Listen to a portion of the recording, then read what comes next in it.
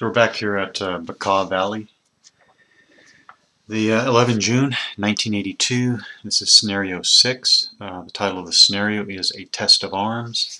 This is from the game Test of Arms from the first battle series GDW. This was published in 1988, and I believe, from what I know, this is published after Team Yankee, which is one game in the series I don't have. And I think the next game in the series after this was Battlefield Europe, which came out a couple years after this one. So we're back in Bekaa Valley. We have a Syrian force here. So this is the bottom of the map is south. We have two Syrian tank companies made up of T-72 tanks. They are driving north. And basically their mission is to drive north and survive a gauntlet of 10 Israeli Merkava tanks, although the Israelis have lost one Merkava, so there are 9 remaining. So one Merkava tank company, and the Syrians are trying to drive north and survive off the north side of the map. And the Israelis are trying to break the Syrian force, basically by eliminating enough of the units. In the rules, again, this is a leader, this is a commander tank, and the rest of this is the dead pile for the Syrians. The rest of these are regular non-leader tanks. So the leader is worth 6 points for the Israelis, and each of the other tanks is worth 1 point. So the Israelis have amassed 10 morale loss points against the Syrians. And again, so far it's all been at the cost of 1 Merkava tank. We had the Israelis brought on in the last turn. The Israelis brought on their off-board artillery for the first time in the scenario. So this is, the Israelis have 1 battery of medium artillery with 20 HE salvos. So they dropped 2 salvos of HE on 2 salvos of HE on this town hex, and in the hex was a concealed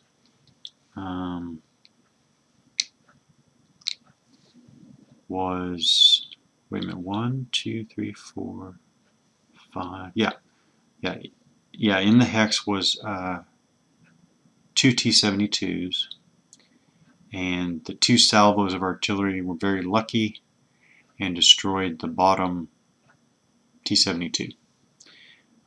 They were concealed, but that didn't help them. Now, because more than 1 salvo was dropped at the end of the turn, last go round, the burst marker, the artillery burst marker, stays until the following fire mission execution phase, which is at the end of this turn.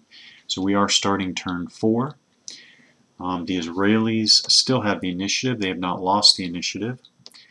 So the Israelis this turn chose to have the Syrians go first, because the Israelis are going to experiment with getting that basically double player turn. They'll go second this turn and go first next turn to get 2 back-to-back turns, and see if that helps them destroy some more Syrians to at least get to well, to get closer to the break point. One thing I noticed in these rules,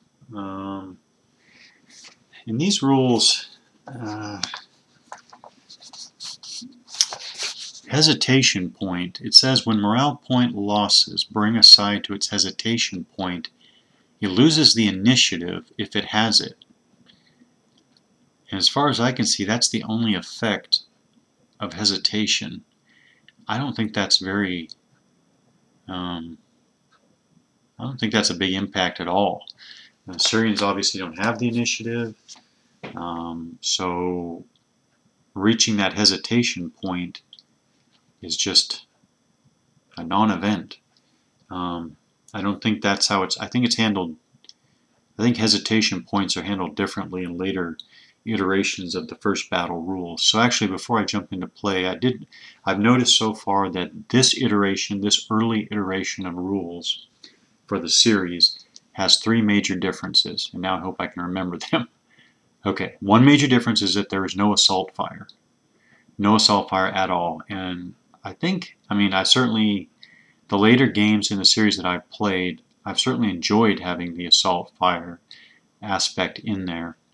And here I'll just see what difference it makes. Now it's not going to make any difference. Not having assault fire makes no difference in this scenario because this scenario is all tanks. But this rule, I see no reference at all to assault fire. I assume there simply is no assault fire.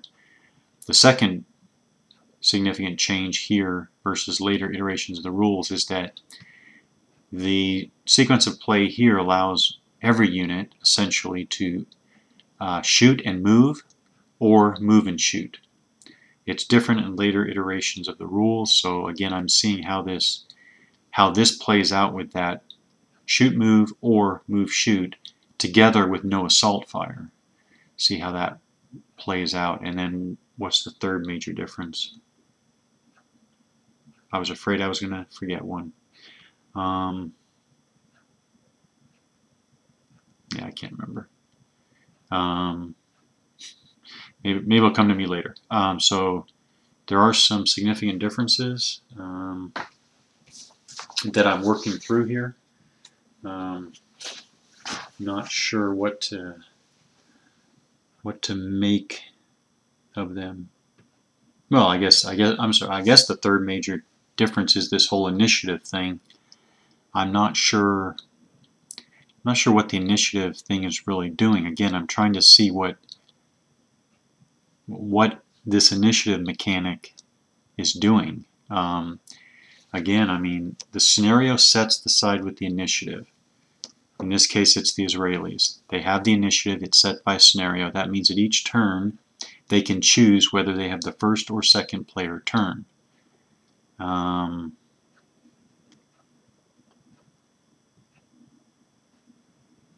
not sure how that even relates to having, because we still in this game, in this iteration of the rules, we still have an attacker and a defender, which is set by scenario.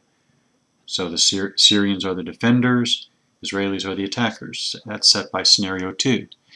And the only change in initiative is if there's a if the Israelis hit their hesitation point, they're going to lose the initiative. Again, I don't know. Just seeing how these things play out. I'm not sure what the implication. And again, this initiative mechanic that's in Test of Arms didn't survive into the later iterations of the rules, so I don't know. I don't know what to make of it yet. I don't know what to make of it yet, basically. Still seeing. Okay, so again, the Israelis choose to go second, so the Syrians have their first fire phase. Again, I don't really see a point. Again, mechanics-wise, I don't see a point for the T-72s here to not... Okay, again, they can shoot now and then move against... Alright, they can shoot now first, then move... Well, never mind, they're all damaged. So the fact that they're all damaged is really... There really is no... I mean, obviously they're going to shoot first. Actually, it doesn't even matter if they're not moving. Actually, it doesn't matter if they shoot first or second. So actually, they may want to choose to shoot second if there's something else that's maneuvering against the Israelis on the high ground here.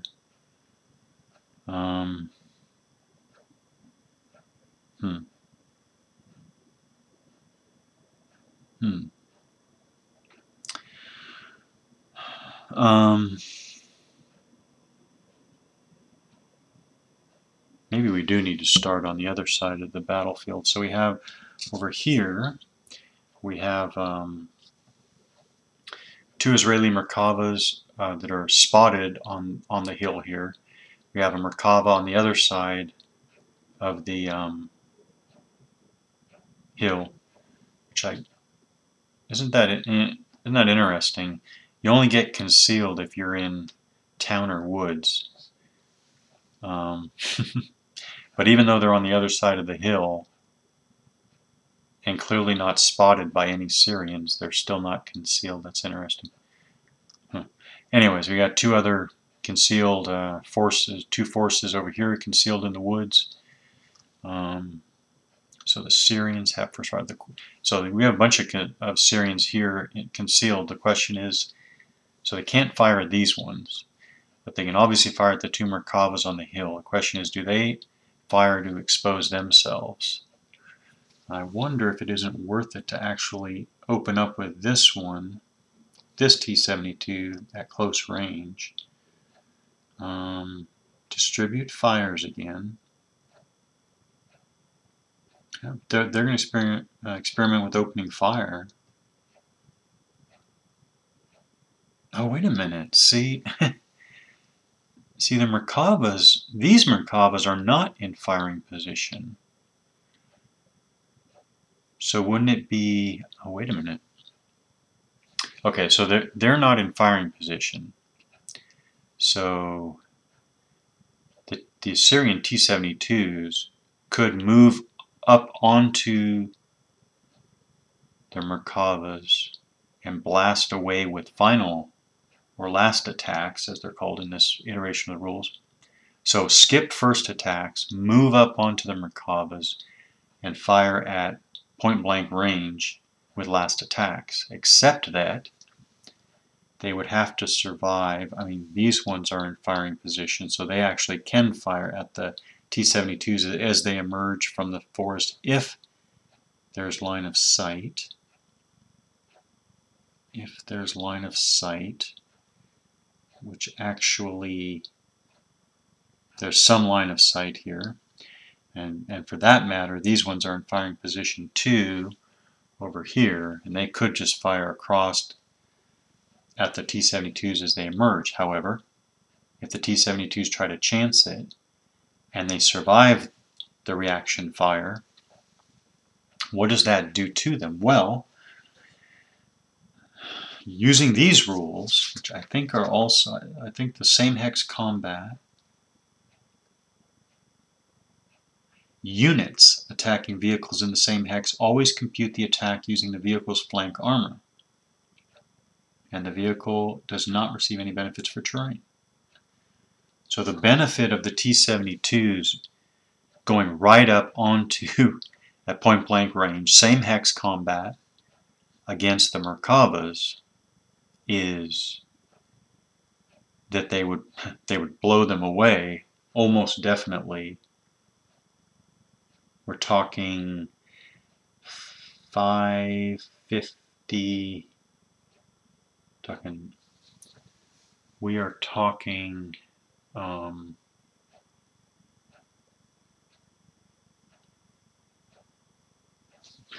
That is.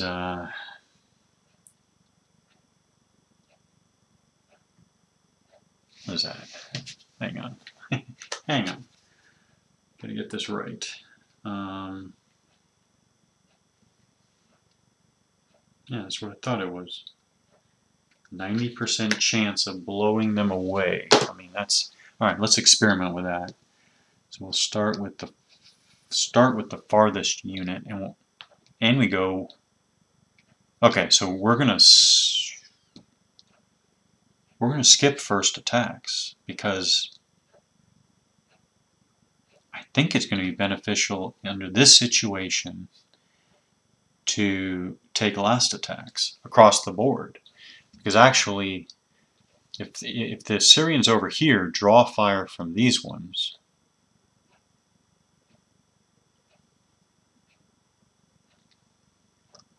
then that's going to benefit. Except that they're damaged; they can't move anyways. But we have we actually have 2 units here that could move, and we're actually just going to try that. I keep forgetting these 3 are damaged here. Okay, let's do this. Let's take the first good T-72. One good thing I'll say is that this game makes me think about how to exploit the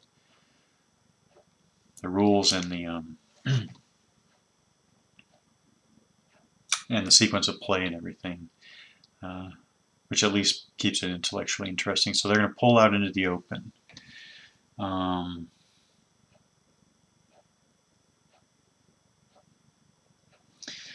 So from here to here, I think that, yeah, this is level 0, 1, 1, 1, 1, 1, 0. So there's higher terrain between these two. But he's already on level 1. And, oh, actually he clips the level 2 terrain there. Yes, he does. I'll make a quick judgment that he's clipping the level 2 terrain. So actually these guys cannot see him at all. What do you know? Just eyeballing it, these ones are catching the shadow of the forest. So there we go. So 1, 2. Now again, these guys are not in firing position, so they don't have reaction fire now. This guy is in firing position. He is in firing position right here. He's on level 2. So he's going level 2, but this is level 3, level 2, 2. So this hex is higher and blocking them from seeing each other. Same here. This level 2 terrain is blocking here. Okay, over here. Now, not only go ahead and string. I think he's looking right across basically the valley, and he is spotting him. So these guys, 1, 2, 3, 4, 5, 6, 7, 8, 9, 10, 11. So this is extreme range. Yes, it is. It's extreme range for a damaged Merkava. Oh, I'm sorry, it's not a damaged Merkava. There's a destroyed Merkava in the hex, but so it's a good Merkava at extreme range. Oh, and now he's at his flank armor. That's significant. He's got to take the shot now. So the defense on the T-72 would normally be a 7, but at the flank it's going to be a 2. So the Merkava at extreme range halves his gun attack factor, which is 8, halved is 4. 4 to 2, 2 to 1. There we go. 2 to 1, not that bad odds. 5, no effect. So that is an interesting development. So he has used up his reaction fire attempt. The T-72 has survived in that hex. So now where does he go? Now where does he go? If he goes here, well, basically if he goes here, he's only going to be, there we go. Ooh, wait a minute. He cannot fire through his own guys. So let's have the T-72 move here. So we've got 1, 2, 3. Very interesting. Now in another rule set, you would think that there would be like a final fire opportunity here, but not in these rules. So view is blocked from over here. View is blocked here for these guys. And I forgot, he's firing right through here. The friendly unit is going to block his line of fire. Line of fire is blocked if it passes through any intervening woods or town hexes, any friendly unit, or any wreck. Haha. Wow. So, isn't that interesting? So, he is going to turn now into the same hex. So he turns into the hex. Isn't it interesting that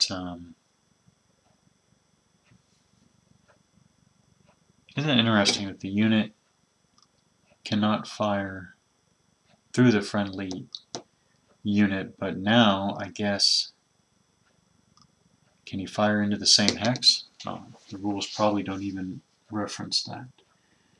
A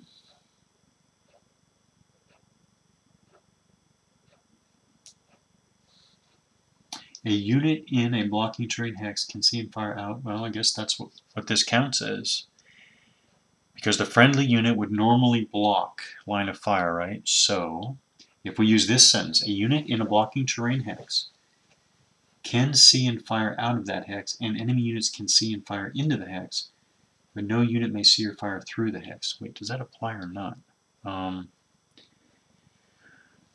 first of all, we have the hex side, which was handled in errata. Okay, that much was handled in errata, and I do believe that it is not blocked. So the errata, this is the errata sheet, by the way. Make sure you get this errata sheet.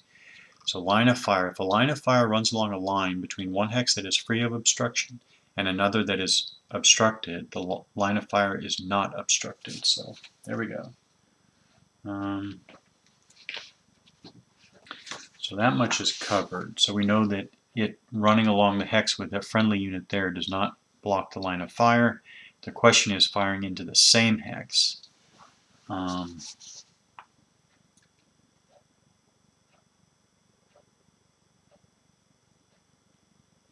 See, it says the line of fire is blocked if it passes through any intervening woods or town hexes, any friendly unit. Oh, or any wreck. Oh, passes through. Oh, it's not passing through. Oh, it doesn't pass through. I'm not sure about the realism of that, but by the rules reading, alright, so I guess he can fire into, oh, wait a minute. I think now,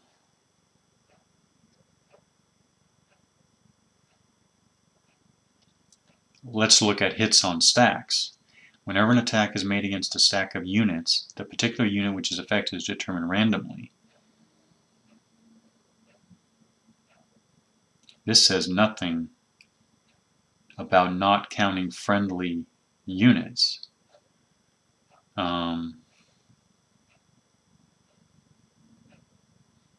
It's very short, very curt rules, but actually, yeah, I guess it would be random.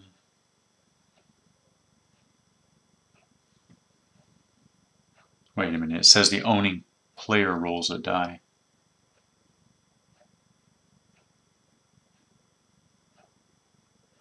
Was that intended or not? Huh.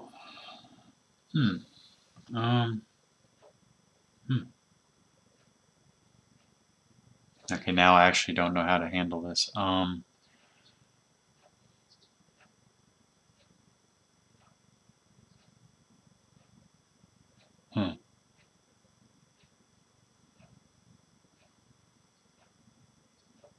I really don't know. So, alright, we make a call. Line of fire is definitely not blocked by that friendly unit. I guess you can fire into the hex because you're not firing through the hex. I guess I'll make that judgment.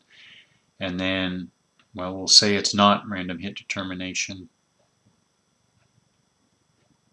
just by the implication of owning player rolls a die. The owning player rolls a die. Okay, I guess we'll just allow it. So this is 8 at close range is double to 16. 16 against 7 is 2 to 1. Yeah, destroyed. Man, that's too bad. Roll a 2. Too bad. The Syrians are on a roll. But, of course, that reaction fire is used up. Ooh, I need to pay attention to which tanks I send forward and not sacrifice leaders. So we put a wreck in the hex. And the next one is a leader, so we will, so 2, 3, 4, 5, 6. So the next T-72 is going up. So it's 2 for the woods. Oh, 2 for the woods. That's another thing. So I guess it was 4 things, not 3 things that are very different. I forgot. This early game in the series has only, one type of movement point and one list of movement costs. Whereas the later games, which I really, really, really like, break it down into different movement classes. You have a leg movement class, track, wheeled, and restricted wheel, which give, in some cases, very different costs for terrain, which is pretty much essential, because this produces some wacky situations where you have trucks doing certain things and tanks doing certain things, for example, that don't seem to really bear much with reality. Okay, that was the other one. All right, so 2 for the woods, 3. Now, he's used his reaction fire. I think he cannot fire woods and a friendly unit. So actually they're free to charge in now. 3, 4, 5, and 6. So they're in anyways. And actually the next one goes in as well. Yeah, they still have those ones. So this one is going to come up and join the leader. So the leader has a wingman. So we'll try to take out that first Merkava. I wonder if they shouldn't. 1, 2, 3, 4, 5.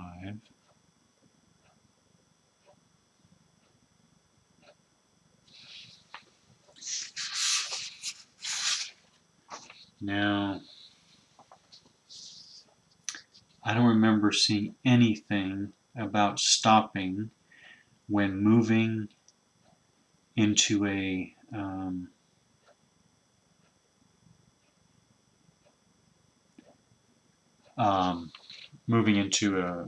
hex with an enemy unit. So I think, and this is how I think this works.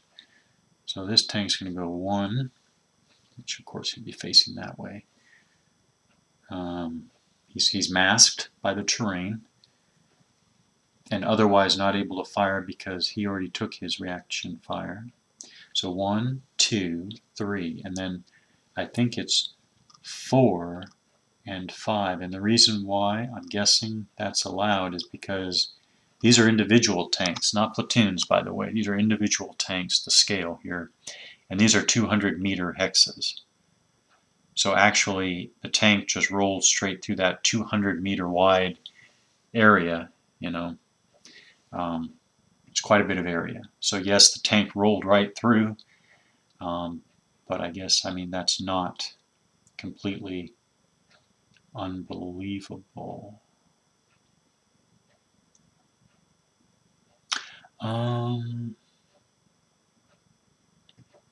I wonder if he doesn't get reaction fire now. So he's on level 2, 3, 3, 3. Line of fire is blocked. There is no train between. Yeah, actually, that is a slope. So he can fire right up the slope, and he's going to. This is at close range. 1, 2, 3. So his 8 gunfire factors is doubled to 16 against 7, 2 to 1.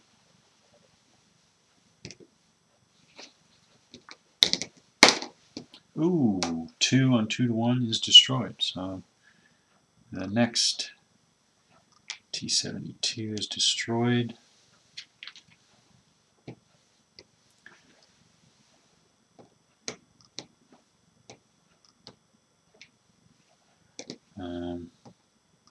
Now his concealed marker is taken off. Wait a minute, he's not in the line of fire. Oh yeah, he is right here. Right here is a Syrian unit. Okay, so he does lose his concealment. Loses his concealment, and he has used up his reaction fire. Okay. So 2, 3, 4, 5, 6. Oh, we're gonna get a monster. 2, 3, 4, 5, 6. So we're gonna get a monster stack here. This one's 2, 3, 4, 5, 6, going right into the same one, and the last guy is doing the same. He's going in there.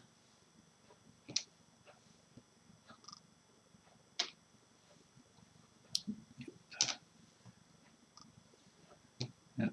So we have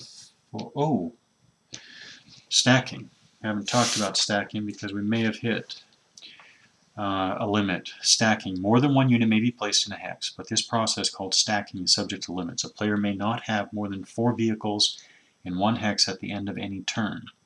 Any number of other units and markers may be present. It is possible for units from both sides to be in a hex at the end of a turn. A player may not have more than 4 vehicles in one hex. That implies that it's per side. I guess it's per side. A player may not have more than 4 vehicles. Sounds like that's per side, so 4 T-72s enter the hex there. Yeah. All right. Yeah. So then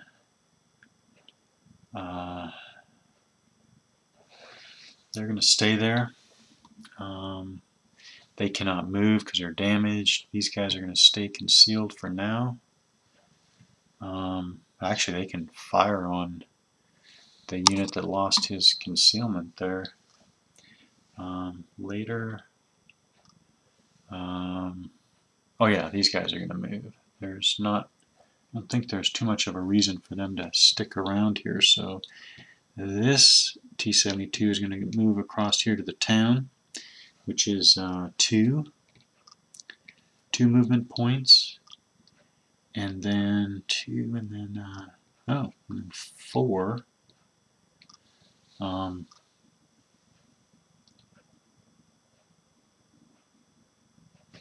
Yeah, and then okay, so the other one, well, the Israelis aren't moving much, so I guess he can lose his firing position. And he moves over here in the woods, reorients himself. There we go. All right, that is Syrian movement. Now we go to Syrian last attacks. Let's do these over here. They're all these 3 are damaged, so they all are going to have 1/2 attack strength. So it's yeah, half for damage. So how do I distribute fires here?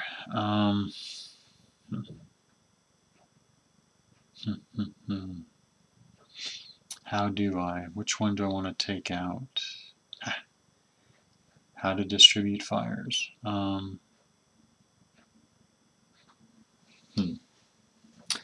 Yeah, let's start with these 2. I'm going to fire at this hex. In this hex, we have 2 Merkavas. The bottom one is damaged, so the Israeli player rolls for which one. So it is the bottom one. Rolled a 6, so it's the bottom Merkava. First one over here is 1, 2, 3, 4, 5, 6 hexes away, so it's normal range. So it would be 10. Half for being damaged is 5.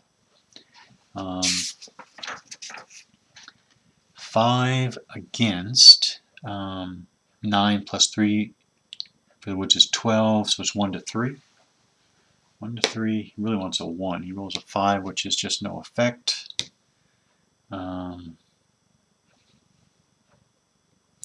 We come here. This is close range. 1, 2, 3, 4. So it's 10 halved for being damaged to 5. Doubled again for close range is 10. 10 to 12 to 1 to 2. Oh wait. Israeli player rolls, so it's the top unit. Rolls a 3, so it's a top unit. Oh, Syrians roll a 6, so it's no effect. So these two have fired, and I executed all declared attacks against this hex. With no effect. To no effect. Now, this one is going to fire at this hex, as well as this one. So these two are firing at this hex. We have one good Merkava. Oh wait, and it's not specified, but there's a wreck here. And so it's not clarified, but do I still roll stack of units?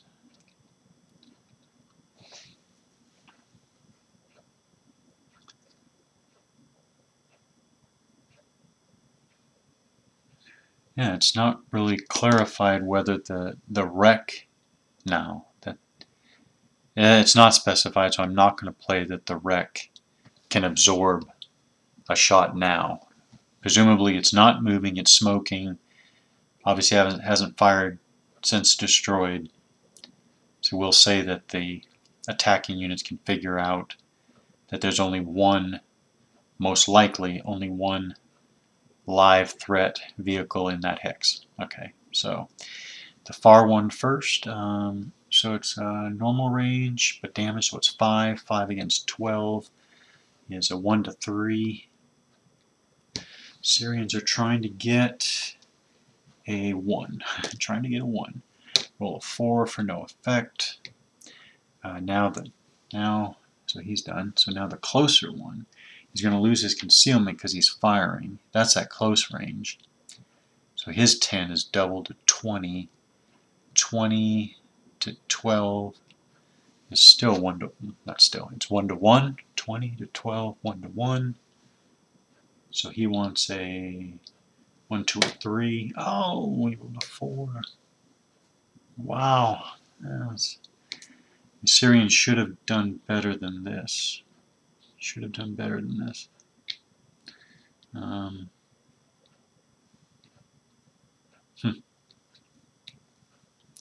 That is too bad. Okay, so here, over here, we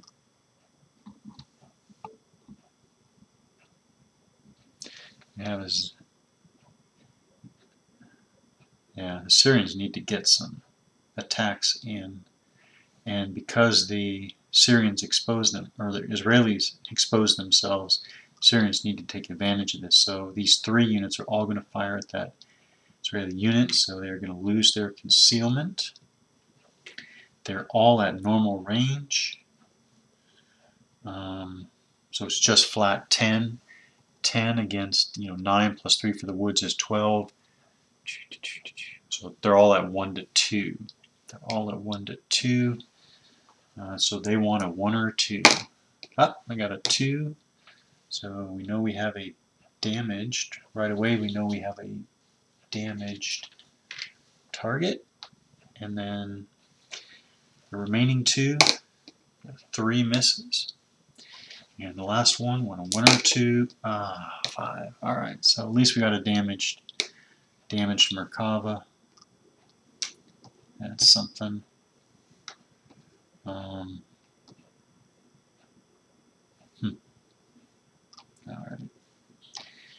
So that's all these 3.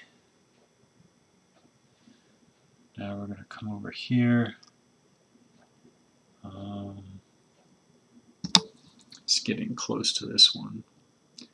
Right here.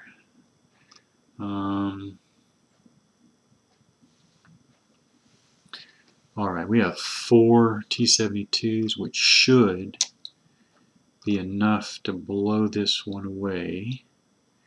And then they can still, I don't see any Again, I don't see any rules that say they can't fire out of the hex, which again, we're talking about a 200-meter hex, so actually I wouldn't expect that rule. I hope I didn't miss that, but I did not see that. So I think we'll just split it 2 and 2, right? 2 T-72s will try to take out the Merkava in the hex, and the other 2 will try to take out the adjacent Merkava. So we'll start with the one in the same hex. We have 2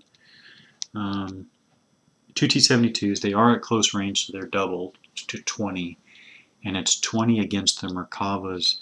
Remember, it's the flank hex because it's same hex. Units attacking vehicles in the same hex always compute the attack using the vehicle's flank armor. So the Merkava is 2, and the vehicle does not receive any benefits for terrain.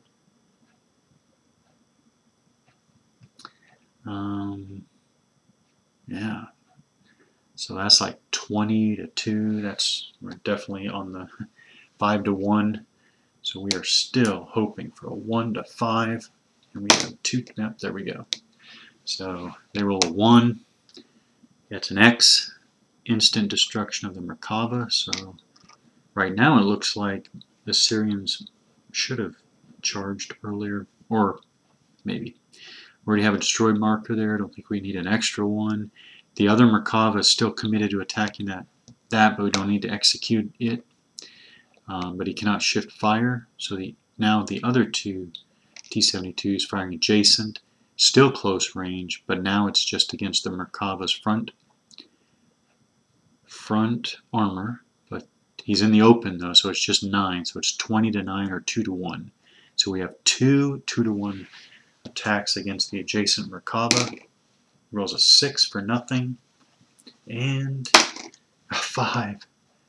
5 and 6, the 2 results that are no effect. Unbelievable. Wow. The Syrians really should have done better on the other hillside, and they should have done better here. They should have blown away that other Merkava. Wow. And there we go. That was last attacks. Syrian last attacks. Wow. Now we go to the, we can pull off our markers. Now we're going to go to the Israeli turn. Now what can the Israelis do? They've lost now 2 Merkavas. Okay, command control, we are still good. Yeah, these 2 Merkavas, neither of them were leaders. Yeah, that's the leader there. There's another leader here, and there's another leader there, and probably another leader there. So easily in command control, no issues there. Now I see the vast difference in command control. You have one company of Israelis with essentially 4 leaders. On a map this size, they're essentially pretty much always in command control. Whereas the Syrians have basically 18 tanks and 2 leaders. Means that the chances that they are out of command control is much higher, and being out of command control with that being unable to move can really slow down an offensive, and it can also slow down the ability of taking advantage of situations. Very, very, very simple command control rules and effects, but pretty much gets the job done, I think. Okay, so Israeli, no rolling for command control. So we go to first attacks. Yeah, this is important. First attacks. Well, definitely the Merkava here is going to fire next door as a first attack. Oh, and actually, I guess both of them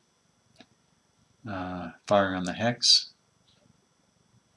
Yeah, both of them firing on the hex. So the Syrian player rolls twice for hit.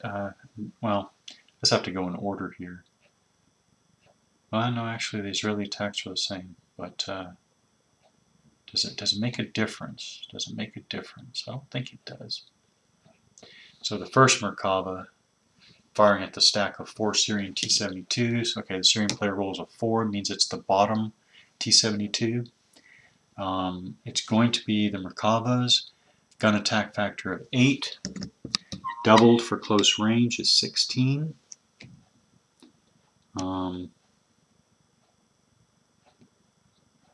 16 against 7, so 2 to 1. Oh, rolls a 6. No effect. Wow. Okay, so the unit in the firing position. Oh, he rolls a 4 too. So it's the bottom unit. That is also 2 to 1. Or 5. Wow, 5. Nothing. Wow. Serious swings of luck here. That's it. So that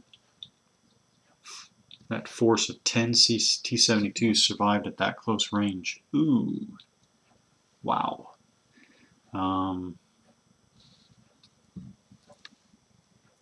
Now the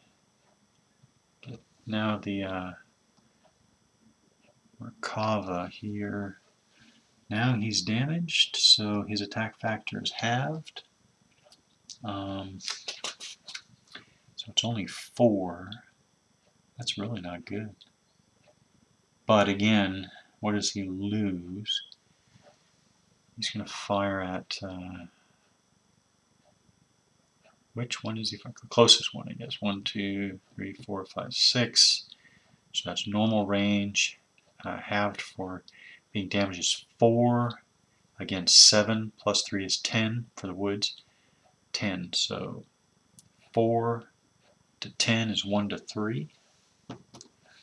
1 to 3.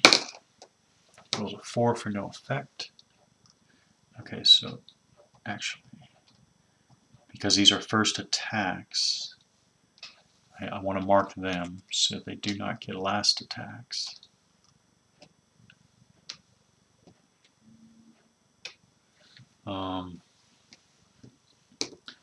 I wonder if it isn't time. Well, they're still in firing position though, and concealed. So I'm going to take a chance of holding off fire for at least one more turn with those ones. Can't reveal everything. Actually, everything is revealed, but that force right there. So maybe I'll try to keep it concealed for a bit longer. Over here, we have a good Merkava fires at the closest one. It's close range, so it's... Oh, wait a minute. Oh, no, it's... Yeah. Same... Yeah. This one.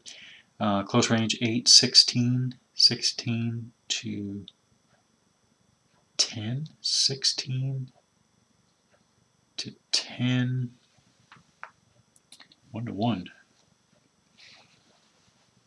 1 to 1 was a 2, which is a destruction. So destroyed another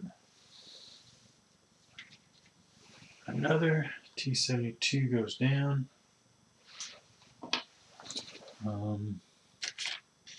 Now I gotta look at some. Well, actually, I'll just look at the end of the turn.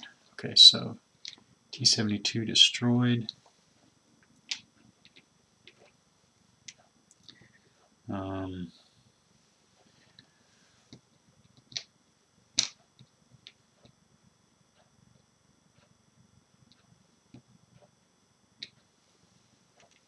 Marked for firing first attack.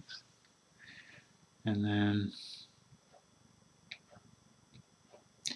we have a damaged Merkava and a good Merkava. So the damaged one will fire at the near target here.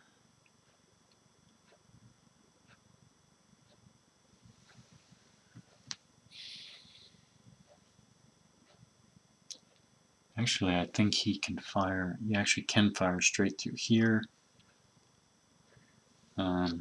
because he's firing over these woods, down here, along the hex side with blocking and not blocking.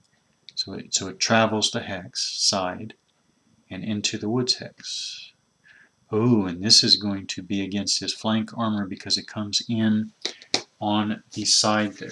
What I'm referring to here is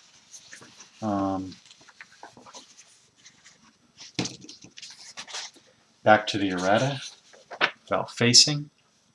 If an attack runs along a line of hex sides to a target and reaches that target midway between front and flank facings, use the flank armor value in determining the odds for the attack.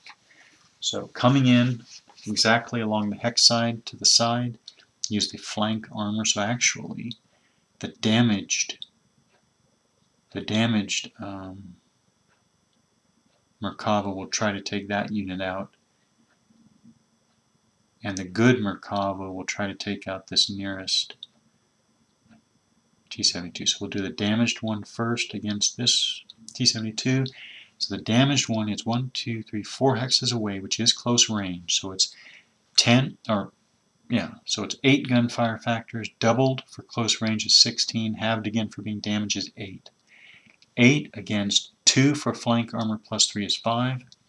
So was that 8 against 5? Still 1 to 1. 1 to 1. 6, no effect.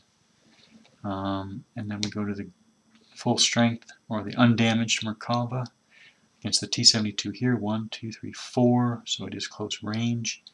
So it's 8 double to 16. 16 against 7. 2 to 1. 3, which is 3 on a 2 to 1 is an X or destroyed. A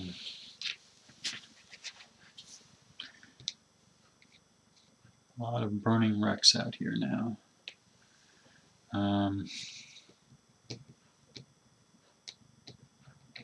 So all the Israeli first attacks. Mark them. Okay, Israeli first attacks are done.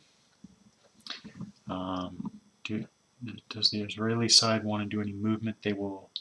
Well, actually,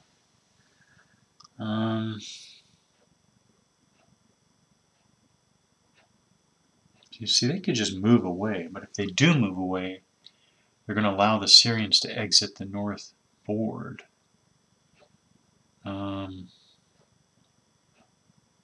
And here's where there is no assault fire.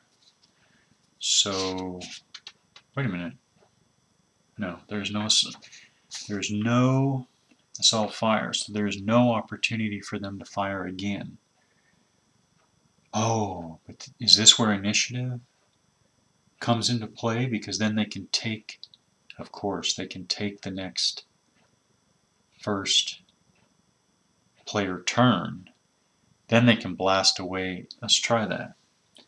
So they have fired, but they just move right on to, they move on to the hex. Also, facing still matters even when you're in the hex, because technically you can still be fired at.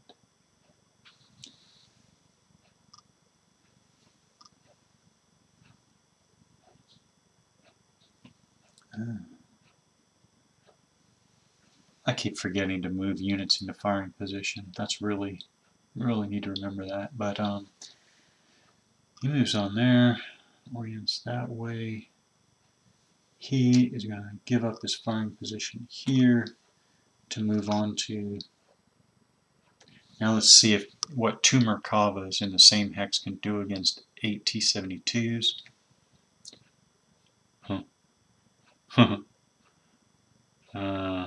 1, 2, 3.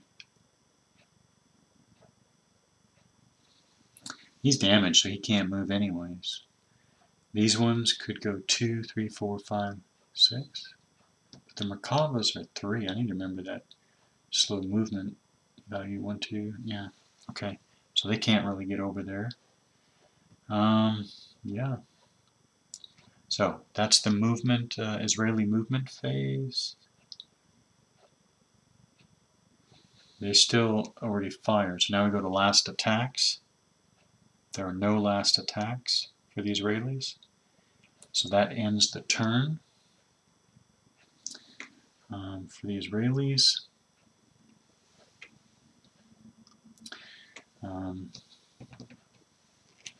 Go and go right into the next turn. So turn 5.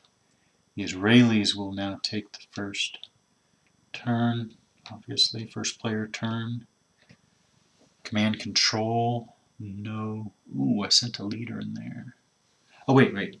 This is what I wanted to talk about. At the end of the last turn, before I start this new turn, I need to take a look at what the Assyrians have lost. So that's a leader. That's 6, 7, 8, 9, 10,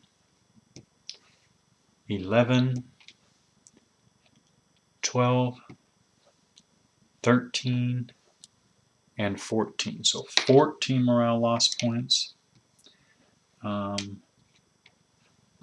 Let's see what that does. I mean, that is the... Yep, the Syrians passed their hesitation point of 12. But like I said, in these rules, the only effect is they lose the initiative if they have it. So basically, they're the defender. I don't know about that. Okay, that's it. So they passed their hesitation point without any effect. Because they already didn't have the initiative. So, all right. Well, we're at 14, so 6 more losses. 6 more losses, and the game is over. And because of the victory conditions, the Israelis will win. I guess now it's a race against time. So we're starting turn 5. All right, so we pick up. So that was at the end of the player turn or game turn. We're looking at the it's a game turn or player turn actually. Oh yeah, we're looking at the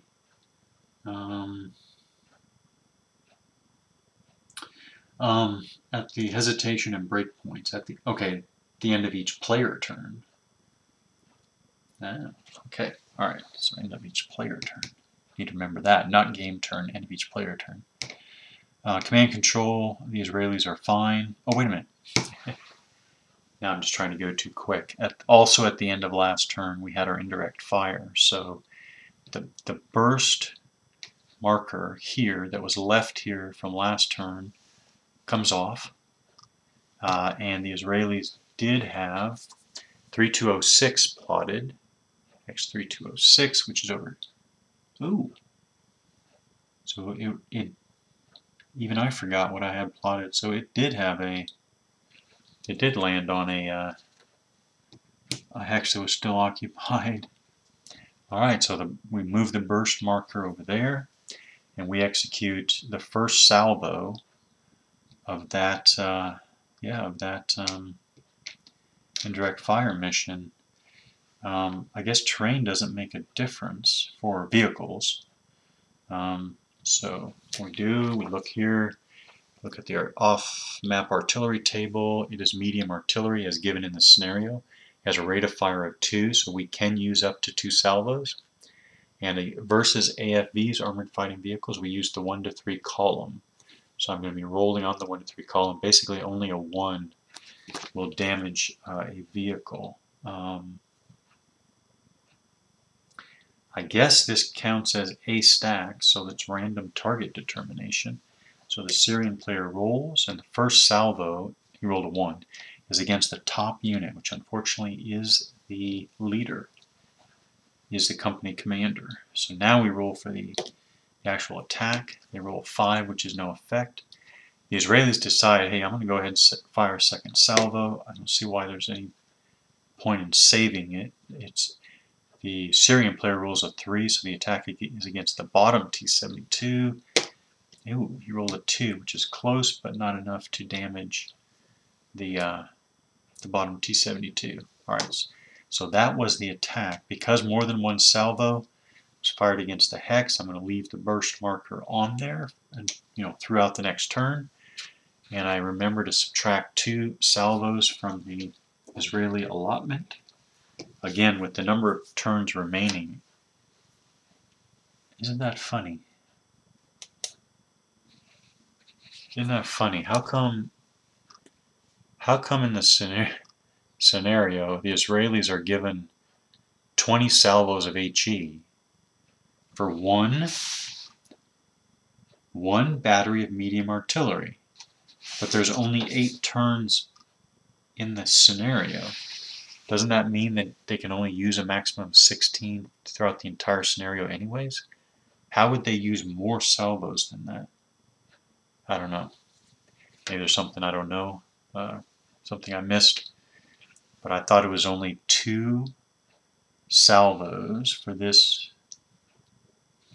Yeah, I will do a quick check. Let's talk, what is, because there's rate of fire on the table for medium artillery has a rate of fire of 2. What is that? What does rate of fire mean with respect to salvos? So there's a whole section on salvos. One attack by an artillery unit is called a salvo. Different types of artillery can fire differing number of salvos in one fire mission in one turn. Different types of artillery fire different number of salvos. After the first salvo is resolved, and a third and a fourth, if it has a capability. Salvos are distinguished by type. Any mix of those salvos can fire in a fire mission. Scenarios specify the number of salvos by type available and the maximum total number of salvos which can be fired in the battle. Does it? No, I just see 1 battery of medium artillery with 20 HE salvos. I don't see anything more than that. Huh. I don't see any difference.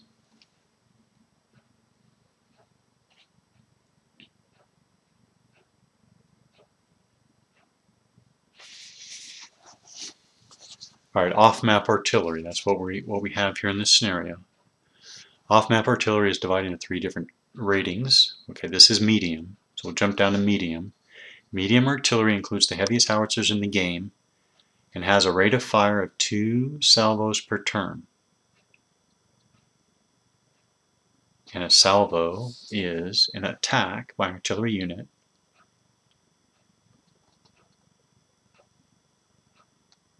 that still looks to me like I said, why do we have 20 salvos when we can't fire more than 2 salvos per turn and the scenario only lasts 8 turns? Let's see if any of these are I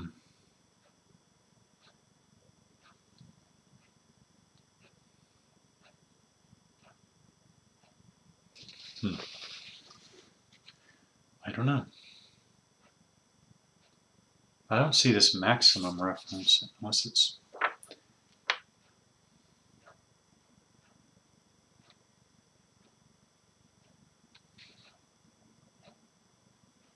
I really don't see this reference to total salvos, whatever. Okay. All right. So that was the end of last turn with the indirect fire. Now we go to the start of turn 5. Done command and control. Now we do first fires.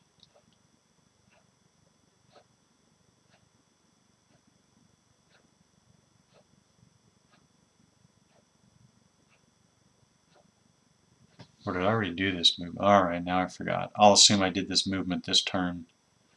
So now we're at... Why did I do that movement without doing these first fires over here?